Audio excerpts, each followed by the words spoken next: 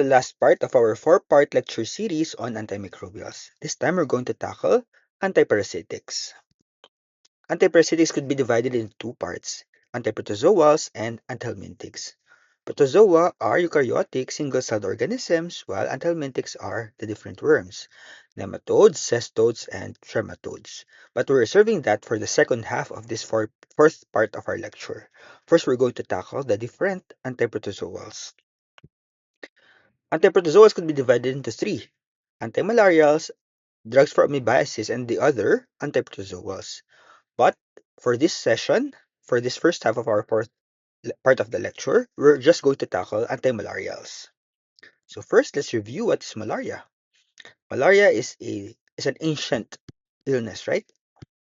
In fact, it was able to shape our evolution, right? That's why G6PD deficiency is common in the Philippines, and that's why sickle cell disease is common in Africa. Okay, this figure shows the different malaria endemic countries. It includes the Philippines, of course. As you can see there, Africa is common as well. It's common in Africa as well. Pero within the Philippines, saan ba siya pinaka-common? So the one with still active transmission is in Palawan, right? Okay. Um, but previously, sa Mindoro, sa Cagayan Valley, and several places in Mindanao, there was also transmission of malaria. But now, Palawan is the only one which has active transmission, right? So these are the areas in Asia and in Africa in which malaria is endemic. However, it's also found in the Central Americas. Central and South Americas, right? So there. Okay? So sige. Um, but how is malaria transmitted in the first place? So it's transmitted by the mosquito. So by the way, balikan natin yan. So yung Plasmodium, marami kasing types ng Plasmodium, di ba? Pero there are just 5 I would like you to learn for this session. Malariae, Falciparum, Vivax, Ovale, and Knowlesi or Knowlesi.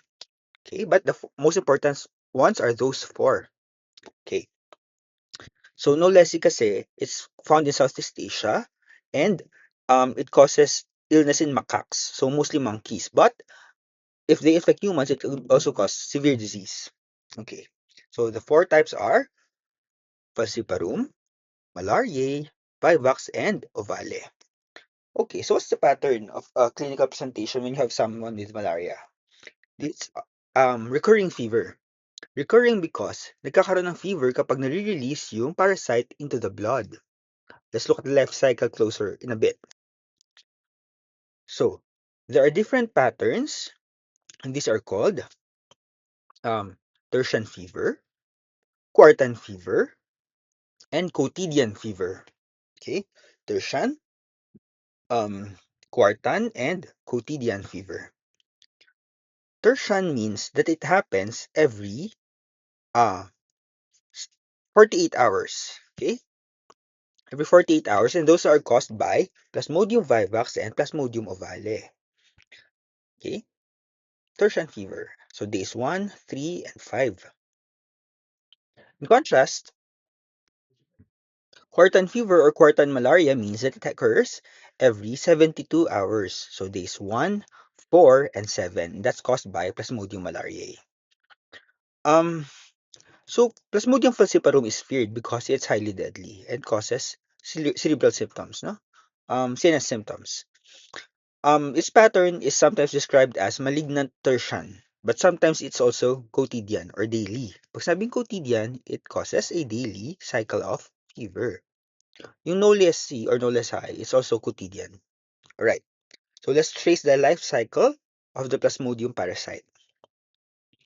So it has a sporogonic cycle inside the mosquito and an exoerythrocytic and an erythrocytic cycle in humans. Exoerythrocytic means it's outside the red blood cell, while erythrocytic cycle is the part which is within the red blood cell. So kapag erythrocytic cycle, nakatago yung parasite within the RBC, hindi siya madetect ng immune system, walang fever muna. Pero kapag na-release na sa exoerythrocytic cycle, then that's the one that causes fever. Alright, so paano ba nangyayari dyan? Let's start first when the mosquito takes a blood meal. So pag nakagat ka ng lamok, in other words, Pero by the way, before we continue further, ano bang type ng lamok ang nagkukos ng malaria? At anong oras siya nangangagat? It's the Anopheles mosquito, specifically Anopheles flavirostris. Kailan nangangagat? From dusk to dawn. So, sa gabi. Okay? Paglubog ng araw at pagsikat ulit ng araw.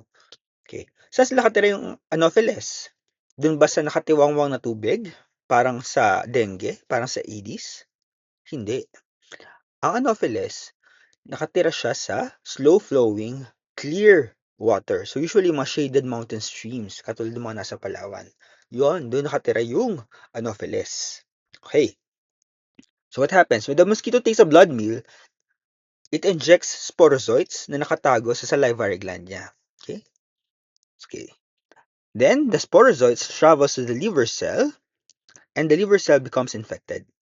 Inside the liver cell, the schizont grows, but eventually, the schizont is going to rupture, releasing immature trophozoites into the blood.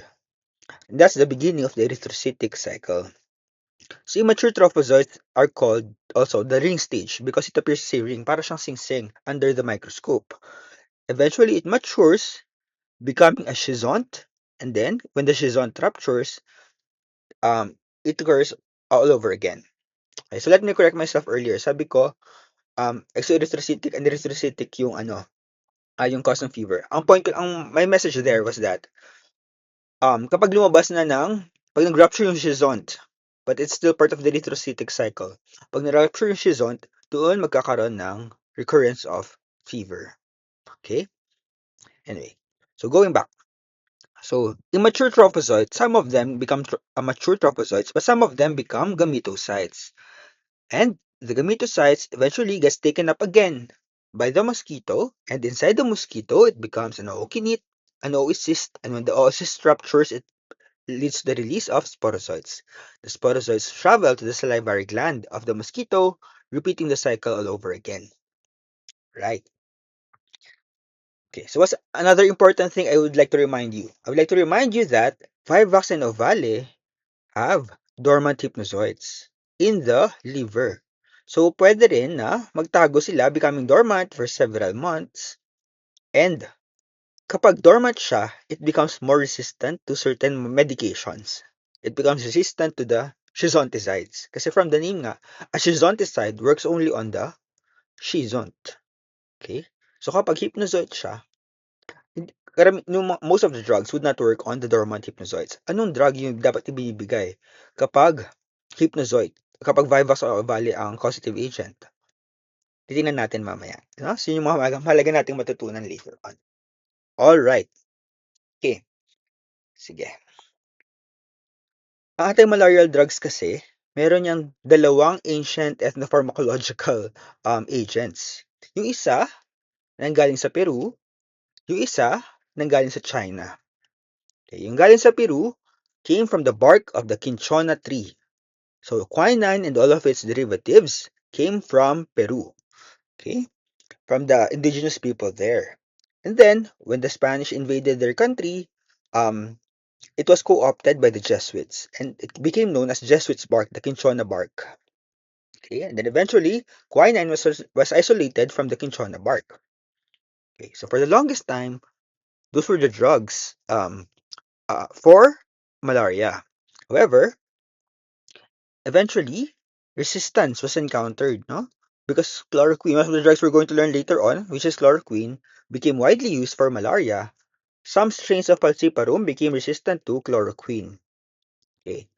And so for that, naghanap ulit ng another set of drugs. And yun naman, ang galing naman sa traditional Chinese medicine. So during the Cold War, when the US and China were secretly at war with each other, or Cold War, they were waging proxy wars against each other, particularly in the case of the Vietnam War.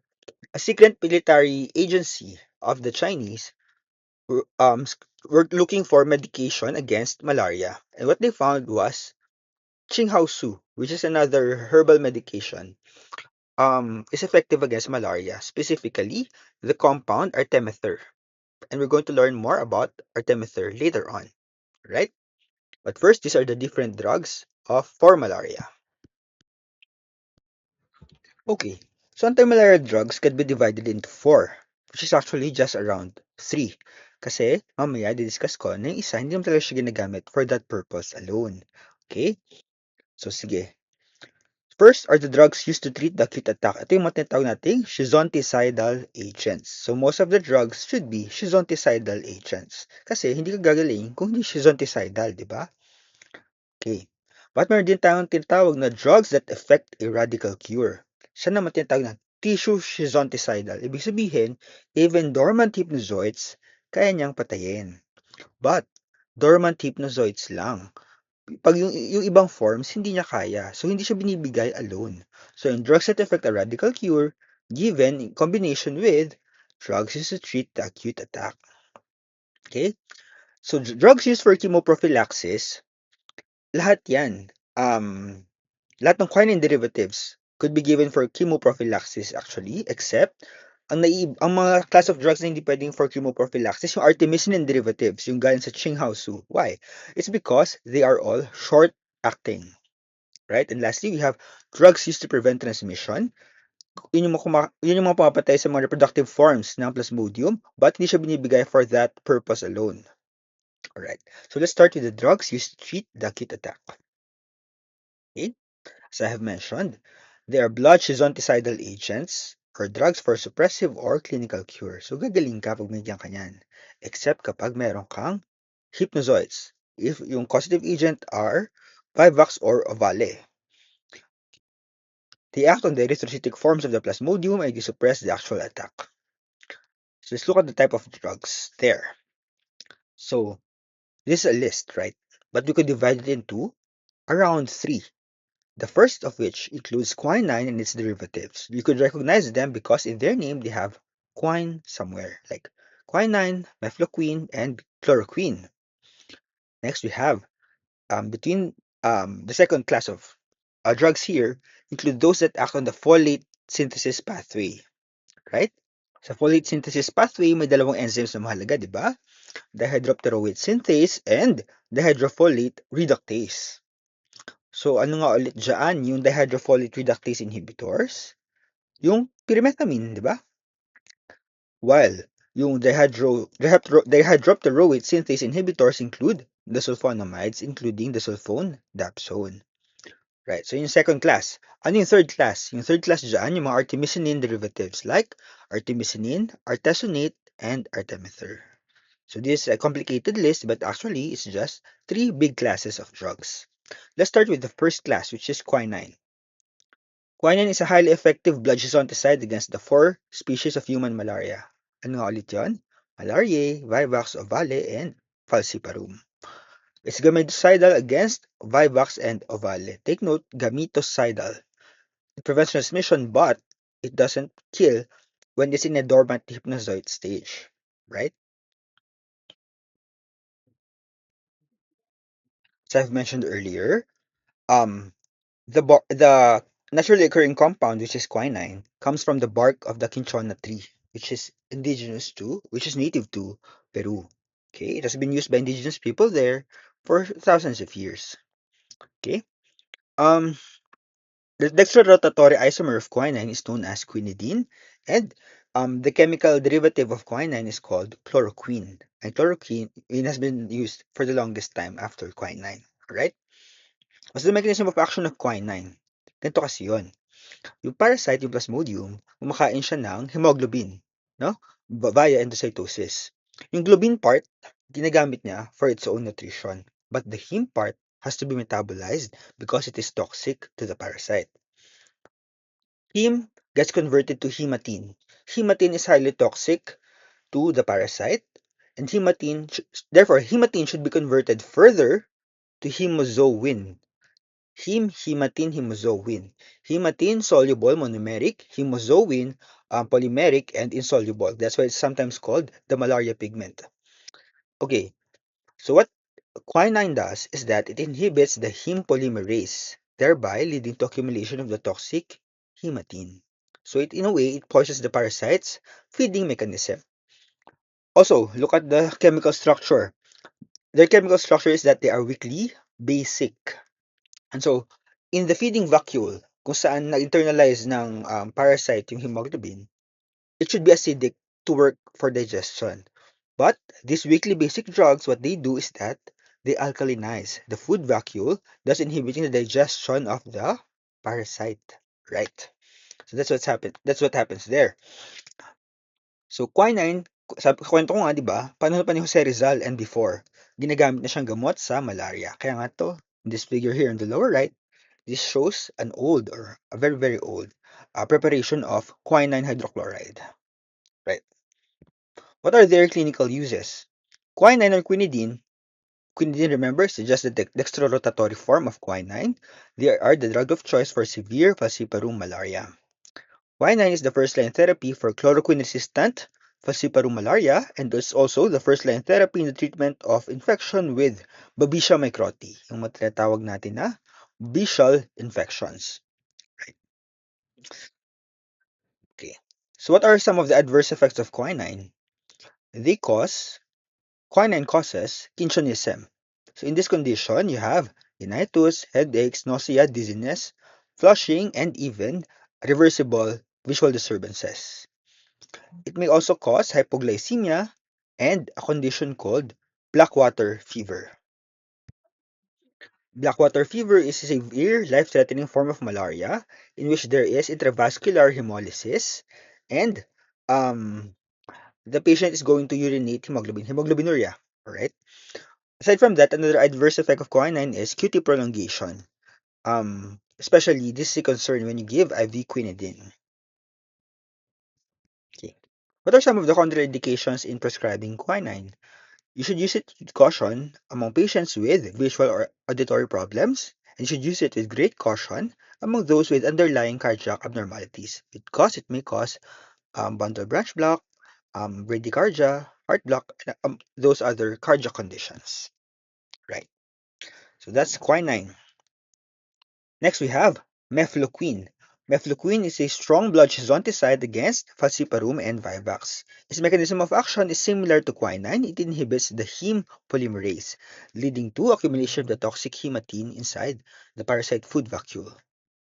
Okay. What are their clinical uses? Mefloquine is effective in prophylaxis against most strains of falciparum and probably all other malarial species as well. Okay? But what's significant na mahalagang tandaan sa mefloquine? Ang mahalagang tandaan sa kanya in terms of adverse effects, it causes neuropsychiatric disturbances. Okay? On top of the other symptoms na pwedeng ma-experience do sa quinine earlier on. So, nandiyan pa rin naman yung symptoms ng quinine like bradycardia and arrhythmias. Right? So, because it causes neuropsychiatric problems, yung contraindications niya related din sa neuropsychiatric conditions. For example, among those with the history of epilepsy, those with psychiatric disorders. Okay. Mefloquine is also contraindicated among pregnant women or those liable to become pregnant within 3 months of stopping the drug. So, for example, if you have prescribed this to a woman, and then you should prescribe family planning as well. It should not be used concurrently with compounds known to alter cardiac conduction because like other quinine derivatives, it causes cardiac problems. Next quinine derivative, chloroquine. Chloroquine is a highly effective blunt gisonticide against the 4 species of human malarial parasites. They are also moderately effective against Vivax, Ovale, and Malariae. In terms of mechanism of action, similar. It concentrates in parasite food vacuoles, preventing the polymerization of the hemoglobin breakdown product into hemozoin. Yung hemozoin kasi, if you would recall, hindi na siya toxic already. Okay? Thus eliciting parasite toxicity due to buildup of free heme as well as hematine. What are the clinical uses of chloroquine? It's the drug of choice in the treatment of non-falciparum and sensitive falciparum malaria. In other words, it's the first-line treatment for malaria, unless chloroquine resistant. Okay? It's the preferred chemoprophylactic agent as well in malarious regions without resistant falciparum malaria. Preferred chemoprophylaxis. So, for example, if you're traveling to Palawan, you should take probably chloroquine. It also has a non-malarial usage. It could also be useful for amoebic abscesses that fail initial therapy with metronidazole. Adverse effects include pruritus, and is contraindicated among those with psoriasis or porphyria because it will precipitate an acute attack of these diseases. It's also contraindicated among patients with retinal or visual field abnormalities or myopathy. Next drug, we have halofantrine. It's not actually a direct quinine chemical derivative, but it's structurally related to the quinines. It's effective against the erythrocytic agents of all four human malaria species. Absorption is also substantially increased by a fatty meal. The mechanism of action is actually unknown. Their usages are for this. Halofantrine is effective against chloroquine-resistant strains of falciparum malaria, so it's one of the options you give if someone has chloroquine-resistant malaria. And there's also another derivative of halofantrine, and it's called lumefantrine. Lumefantrine is given in combination with artemether.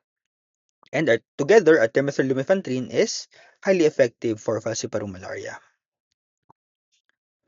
The side effects of halofantrine include abdominal pain, diarrhea, vomiting, cough, rash, headache, pruritus, and elevated liver enzymes. It also causes cardiac problems like other quinine derivatives. It causes dose-related prolongation of QT and PR intervals. And because of those cardiac side effects, it's actually contraindicated among patients with cardiac conduction defects, and it should also not be used among those who have recently taken mefloquine. Okay, it's also contraindicated against pregnant women. Now, those are the quinine derivatives and quinine-related chemicals or pharmacologic agents. Now, let's talk about the folic acid synthesis inhibitors. First, we have sulfonamides and sulfones. Alam natin yung mechanism of action yan, di ba? They inhibit the dihydropteroate synthase in the folic acid pathway. Is weakly active against erythrocytic schizons. Aside from the dihydropteroate synthase, another important enzyme in the folic acid synthesis pathway is the dihydrofolate reductase. And ang nagtarget naman doon are these compounds, pyrimethamine and progonil. Okay?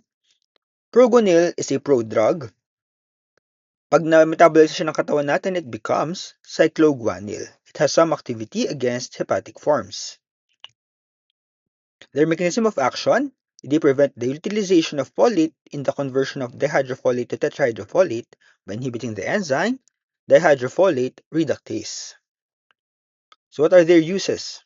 Proguanil, together with chloroquine, is an alternative to mefloquine, while pyrimethamine and sulfadoxine are used for the treatment of chloroquine-resistant falciparum malaria. So para siyang add-on therapy on top of quinine. It could also be used as presumptive treatment for falciparum. Okay, so chlorproguanil dapsone is a combination used for the treatment of multidrug-resistant falciparum malaria. Pyrimethamine and sulfadiazine are first-line treatment in the therapy of toxoplasmosis. Trimethoprim and sulfamethoxazole, yung combination tinatawag natin cotrimoxazole, are first-line naman for pneumocystosis or yung tinatawag nating PCP pneumonia. Pneumocystis jirovecii pneumonia. Okay, it's a standard chemoprophylactic drug for the prevention of pneumocystis jirovecii in immunocompromised individuals. For example, those with HIV/AIDS whose CD4 count has dropped below a certain threshold. Okay, so in terms of adverse effects, proguanil could cause mouth ulcers and alopecia, while pyrimethamine and sulfadoxine could cause erythema multiforme and the so-called SJS-TEN spectrum, no? It's Stevens-Johnson syndrome, toxic epidermal necrolysis. Right. Caution that folate antagonists should be used cautiously in the presence of renal or hepatic dysfunctions. For example, kung mataas na yung creatine, kung dinadialysis na, kaya naman kung mayroong cirrhosis, folate antagonists should be used cautiously. As with the use of any folate antagonist during pregnancy, folate supplements should be co-administered. Pero di ba, ano naman yun? Part na siya ng routine prenatal care sa atin na nagbibigay ng folic acid supplementation. Alright. Now let's look at atovaquone. Adovacone doesn't fit nicely do sa tatlong classes of drugs na nabanggit ko kanina. Its mechanism of action is its own. It inhibits the parasite's mitochondrial electron transport chain, possibly by mimicking the natural substrate ubiquinone. Naalala nyo pa ba yung electron transport chain? Di ba yun yung monad H, fad H2, kino-convert to ATP dun sa loob ng mitochondria. Okay. The absorption of atovaquone is increased by fatty food. At para saan ginagamit yung atovaquone? Is used for the treatment of mild to moderate pneumocystis jirovecii pneumonia. However, atovaquone together with proguanil is highly effective for both the treatment and prophylaxis prevention of falciparum malaria. The adverse effects are not very specific. It includes abdominal pain, nausea and vomiting, diarrhea, headache, and rash. Now let's move on to the last class of schizonticidal agents, the artemisinin derivatives, nanggaling sa herbal medicine, ang traditional Chinese medicine, Qinghaosu. Okay. So the artemisinin and its derivatives include artesunate and artemether. They are very rapidly acting blood schizonticides against all human malaria parasites. Artemisinin gets metabolized to its active metabolite, dihydroartemisinin. Its mechanism of action is by the production of free radicals. Okay? So artemisinin, the endoperoxide bridge, if you look at this figure here, yung magkasunod na oxygen molecules, that's the endoperoxide bridge. It gets cleaved by iron inside the parasite food vacuole. And kapag na-break yung endoperoxide bridge, it forms free radicals. Aside from that, it also inhibits the parasite calcium ATPase. Okay? What are the clinical uses? It's for multidrug resistant falciparum malaria. And it's the only drug reliably effective against quinine resistant strains. So pag di na tumatalab yung quinine, including chloroquine, ang next na option mo na dyan would be artemisinin. Side effects, non-specific, and it is to be used with caution among very young children and pregnant women.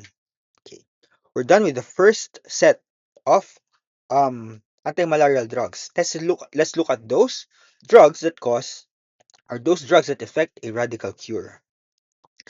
What we just mean by that statement is that they are tissue schizonticidal agents. In other words, they work both in the dormant hypnozoites. So they work for Vivax and Ovale. However, it is not to be given alone. They also destroy gametocytes and thus reduce the spread of infection. And drugs that affect a radical cure, isa lang yan, that is Primaquine. Primaquine, okay? Primaquine is active against hepatic stages of all human malaria parasites and is the only available agent active against the dormant hypnozoid stages of Vivax and Ovale. Also, it's gametocidal against all four. Okay? The mechanism of action of primaquine is through a quinolin-quinone metabolite that inhibits the coenzyme Q-mediated respiratory chain of the exoerythrocytic parasite. So it also works via the electron transport chain. Clinical uses is for the eradication of dormant liver forms, and it's also an alternative regimen for mild to moderate pneumocystosis, no? The pneumonia caused by pneumocystis jirovecii. Adverse effects, if you use it for a long time, you could get GI distress, nausea, headache, pruritus, or leukopenia. Okay? Also, you should be cautioned that primaquine could cause hemolysis as well as methemoglobinemia. So for this, I would like to emphasize that primaquine causes hemolysis. And because of that, it's actually avoided among pregnant patients because it may, among newborn patients, I mean, because it may cause a hemolytic disease of the newborn. Aside from that, primaquine is not to be given among those with G6PD deficiency because it may cause hemolysis as well. Okay? Next, let's look at drugs used for chemoprophylaxis. When we say that something is used for chemoprophylaxis, it should block the link between exoerythrocytic stage and the erythrocytic stage.